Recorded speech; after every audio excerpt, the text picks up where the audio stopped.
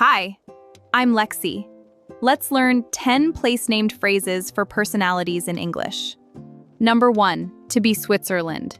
It means neutral, calm, avoids taking sides.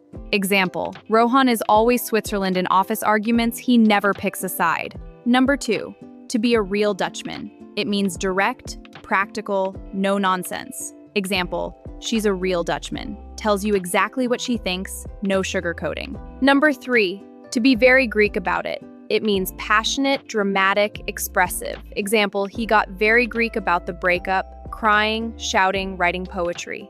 Number 4, to be a real Canadian. It means polite, calm, considerate. Example, she apologized 3 times. She's such a real Canadian. Number 5, to be a true Yankee. It means practical, confident, self-reliant. Example, he fixed the engine himself like a true Yankee. Number 6, to have a Parisian air.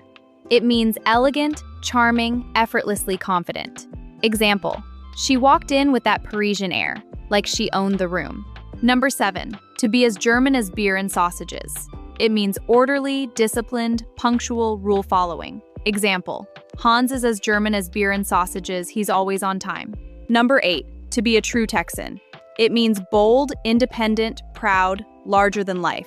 Example, he's a true Texan, loud, confident, and never backs down from a challenge. Number 9, to be very Italian about family. It means warm, emotional, family-centered, expressive with loved ones. Example, Maria is very Italian about family. She cries at every reunion and cooks for everyone. Number 10, to have a Swiss heart.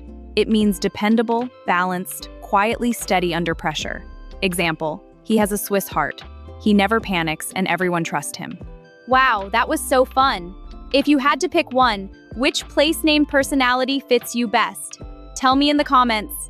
See you soon, and keep speaking English with confidence.